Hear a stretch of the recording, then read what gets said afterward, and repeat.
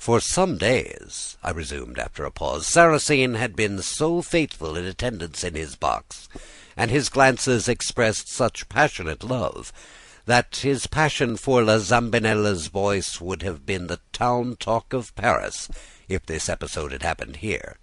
But in Italy, madame, every one goes to the theatre for his own enjoyment, with all his own passions, with a heartfelt interest which precludes all thought of espionage with opera-glasses.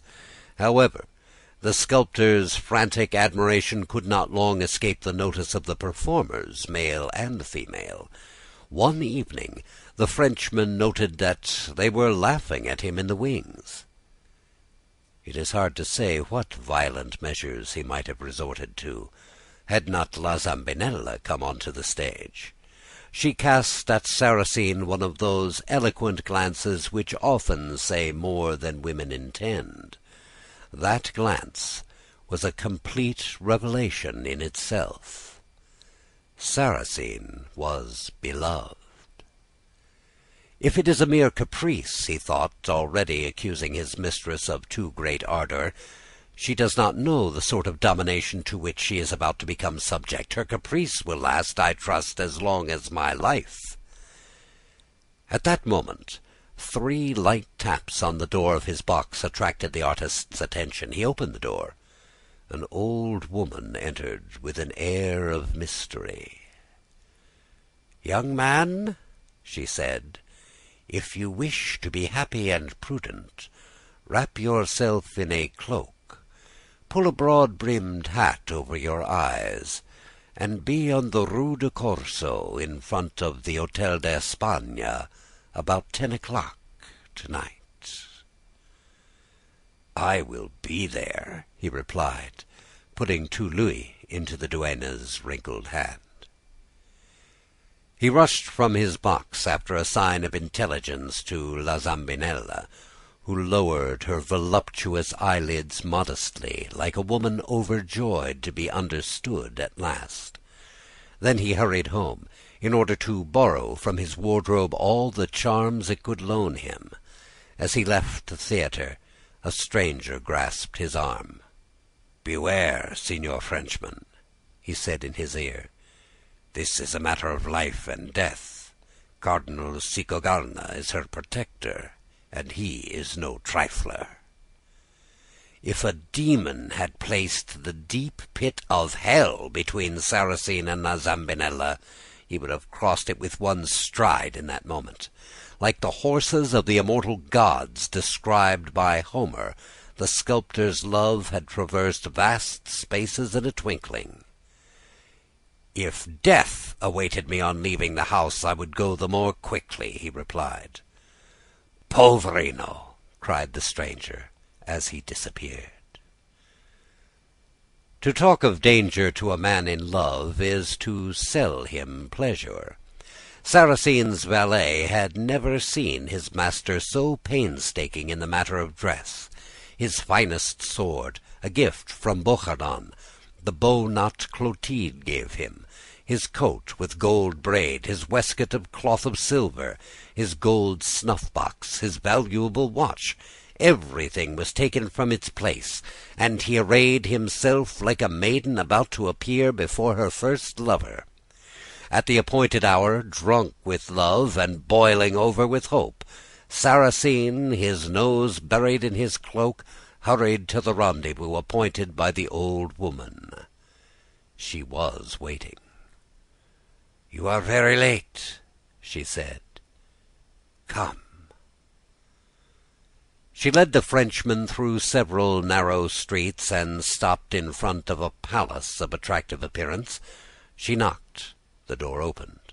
She led Sarrasine through a labyrinth of stairways, galleries, and apartments, which were lighted only by uncertain gleams of moonlight, and soon reached a door through the cracks of which stole a bright light, and from which came the joyous sound of several voices.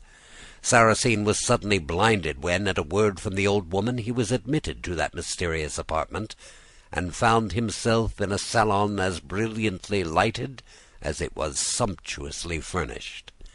In the centre stood a bountifully supplied table laden with inviolable bottles, with laughing decanters whose red facets sparkled merrily. He recognized the singers from the theatre, male and female, mingled with charming women, all ready to begin an artist's spree, and waiting only for him. Sarrasine restrained a feeling of displeasure, and put a good face on the matter. He had hoped for a dimly lighted chamber, his mistress leaning over a brazier, a jealous rival within 2 steps, death and love, confidences exchanged in low tones, heart to heart, hazardous kisses, and faces so near together that La Zambinella's hair would have touched caressingly his desire-laden brow, burning with happiness. "Vive la folie!" he cried.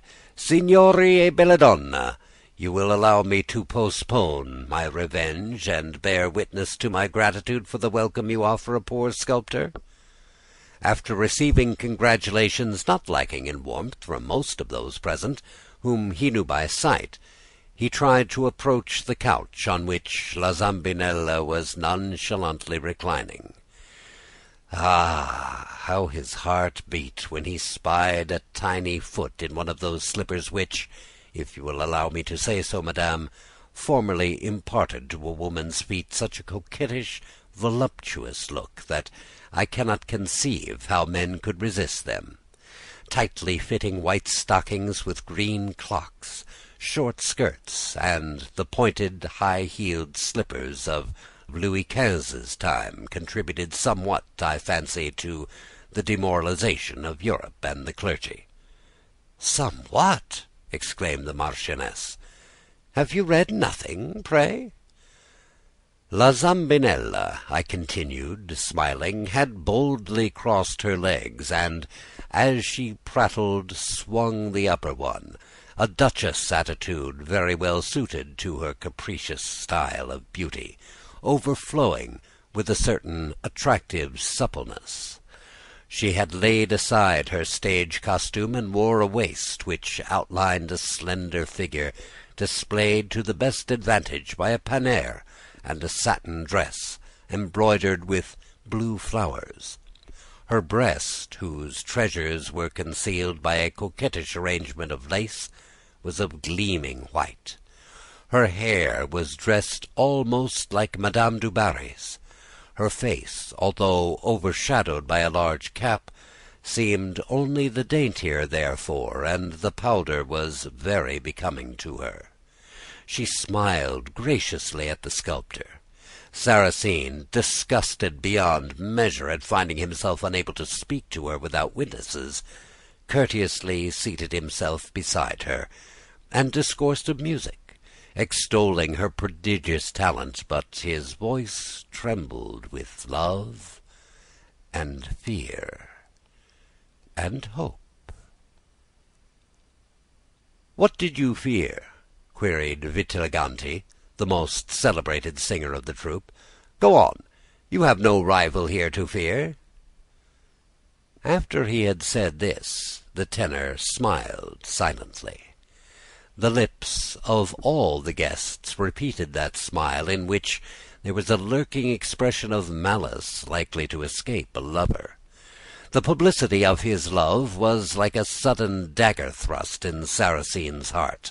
Although possessed of a certain strength of character, and although nothing that might happen could subdue the violence of his passion, it had not before occurred to him that La Zambinella was almost a courtesan, and that he could not hope to enjoy at one and the same time the pure delights which would make a maiden's love so sweet, and the passionate transports with which one must purchase the perilous favours of an actress.